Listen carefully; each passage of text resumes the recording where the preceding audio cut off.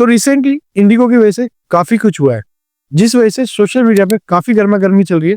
आखिरकार इसमें गलती किसकी है, गवर्नमेंट की या इंडिगो की? चलिए मैं आपको बताता हूँ इसके पीछे आखिरकार सच क्या है। इंडिगो जो इस देश की सबसे बड़ी डोमेस्टिक एयरलाइंस चलाती है, आजकल वो बहुत बड़े मेजर क्राइसिस का सामना कर रही है, जिस वजह से हजारों फ्लाइट कैंसिल हो चुकी है। एयरपोर्ट्स पे बहुत गर्मा गर्मी का माहौल है और बहुत सारे पैसेंजर्स ऑलरेडी फंस गए हैं। ये सब शुरू हुआ था नवंबर में, जब डीजीसीए ने एफडीटीएल यानी फ्लाइट ड्यूटी टाइम लिमिटेशन के नए रूल्स को इंप्लीमेंट करने के लिए बोला था, जिसके अंदर पायलट्स को ज्यादा रेस्ट देने के लिए बोला गया था, नाइट फ्लाइट्स में रिस्ट्रिक्शंस लगा दी गई थी और फ्लाइंग आवर्स को भी स्ट्रिक्टली मैनेज करने के लिए बोला था। इस वजह से इंडिगो का शेड्यूल काफी टाइट हो चुका था और जब नए रूल इंप्लीमेंट हुए तो बहुत सारे पायलट्स रेस्ट पर चले गए थे।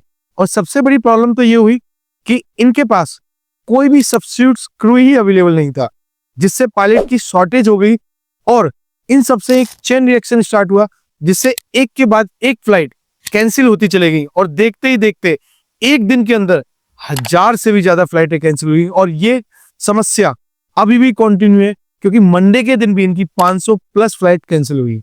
इस क्राइसिस के चलते इंडिगो और देश की बाकी एयरलाइंस ने अपने किराए को कई गुना तक बढ़ा दिया गया। एग्जाम्पल के तौर पर बताऊं तो दिल्ली से पटना जाने तक का किराया नॉर्मली 6 से 7 हजार तक होता है, लेकिन इन्होंने किराया 30 से 40 हजार तक कर दिया था, जो कि पैसेंजर्स के साथ बिल्कुल अनफेयर था।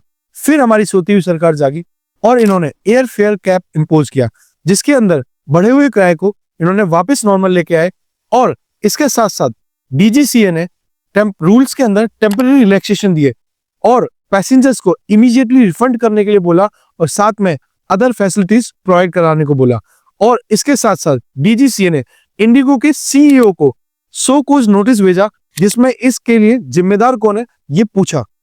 अब सवाल ये है कि इस देश में और भी तो एयरलाइंस है, लेकिन इंडिगो को ही सबसे ज्यादा इंपैक्ट क्यों पड़ा? इसके दो बड़े रीजन है।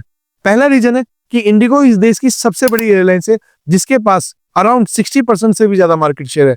और दूसरा बड़ा रीजन है कि इंडिगो ने टाइम से हायरिंग ही नहीं करी थी, और जबकि गवर्नमेंट ने रूल को इंप्लीमेंट करने से पहले इनको मोर देन सफिशिएंट टाइम दिया था।